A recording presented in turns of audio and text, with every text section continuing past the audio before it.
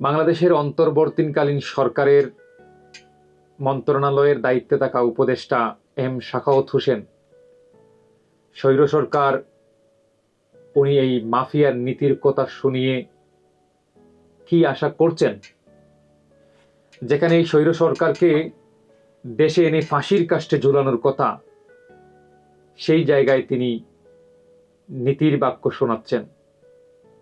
একটি কথা মনে রাখবেন, বা একটি কথা আপনাদেরকে বলি, চুরের না শুনে ধর্মের কাহিনী, এদের ভিতরে না থাকে দেশপ্রেম, না থাকে দেশের মানুষের প্রতি কোনো প্রেম। এই খুনি হাসিনাকে বিগত 25 বছর ধরে অনেকবার এই বাংলার দেশের মানুষ সুযোগ দিয়েছে, দেওয়ার পরে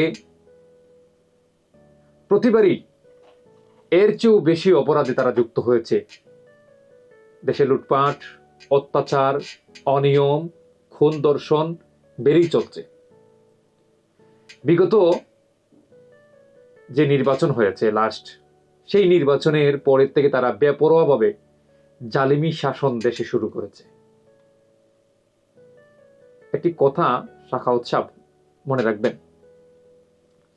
এই দেশের জন্য যারা কিছু করেছেন, যারা দেশকে ভালোবেসেছেন, দেশকে সম্মান করেছেন, তাদেরকে আমরা শ্রদ্ধা ভরে স্মরণ করি সকল বাঙালিরা। শেখ মুজিবুর রহমান, জিয়াউর রহমান, উসমানী সহ যারাই দেশের কল্যাণে কাজ করে গেছেন, তাদেরকে আমরা শ্রদ্ধা ভরে স্মরণ করি। এর মানে না এই স্বৈর সরকারকে আমরা স্মরণ করব, মনে রাখবো, ভালোবাসবো। হ্যাঁ, এই স্বৈর সরকার ইতিহাসের পাতায় জুলুমি সরকার হিসাবে, স্বৈর সরকার হিসাবে থাকবে, সেটা কখনো আর মুছবে না।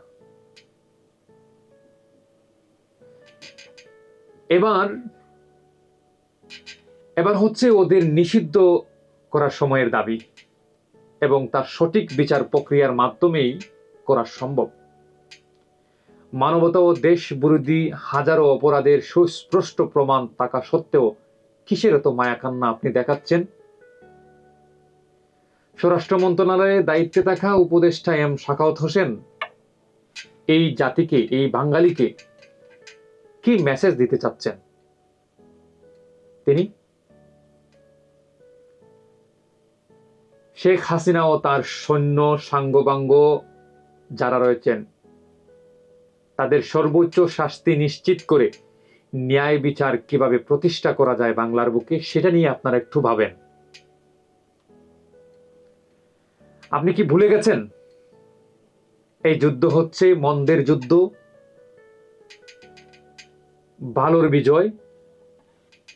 বাঙালিরা আর কত শত বছর নিকৃষ্ট মানব সমাজের একজন মানুষ হয়ে এই বাঙালিরা বিশ্বের বাঁচতে হবে?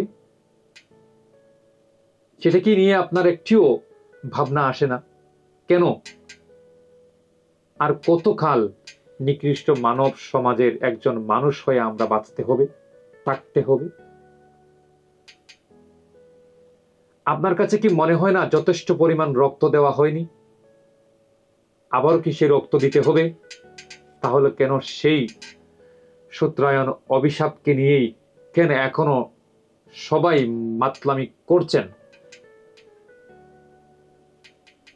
এটা সাধারণ মানুষ বা সাধারণ মানুষের দাবি নয়। আমরা কি চেয়েছি, আমরা কি চাচ্ছি? এটা সাধারণ কোনো অন্তর্বর্তীকালীন সরকার নয়, এটা বিপ্লবী সরকার। জনগণ যে দাবি বা প্রয়োজনে আপনাদেরকে দায়িত্ব দেওয়া হয়েছে, সেটা হলো দেশকে গণতন্ত্র রাষ্ট্র প্রতিষ্ঠা করার জন্যই, সবগুলো রাষ্ট্রীয় প্রতিষ্ঠানকে মজবুতভাবে স্বাধীন ও নোংরা রাজনীতি থেকে প্রভাব মুক্ত করার জন্যই আপনাদেরকে দেওয়া হয়েছে। এইসব কাজ সুস্থভাবে এবং এই নোংরা রাজনীতি মুক্ত করে বাস্তবায়ন করবেন, সেটা আমরা আশাবাদী। এবং আপনি যে বক্তব্য দিয়েছেন, তা প্রত্যাহার করবেন। আমরা জানি আপনাদের উপর অনেকটি চাপ যাচ্ছে, এর মানে না যে স্বৈর সরকারের পক্ষে আপনি কথা বলবেন। সেটার জন্য নিশ্চয়ই জাতির কাছে ক্ষমা চেতে হবে আপনার। আমরাও যারা বাংলাদেশি আছি, যারা দেশপ্রেমা আমাদের মধ্যে আছে, আমরা ধৈর্য ধরতে হবে। তাদের সামনে অনেক হিমালয় পরিমাণ চ্যালেঞ্জিং রয়েছে, একটু অপেক্ষা করতে হবে। সারা একটি কথা বলি, যেখানে আমরা এই সংস্কারের জন্য অপেক্ষা করতে বাধ্য বা রাজি, সেই জায়গায় এই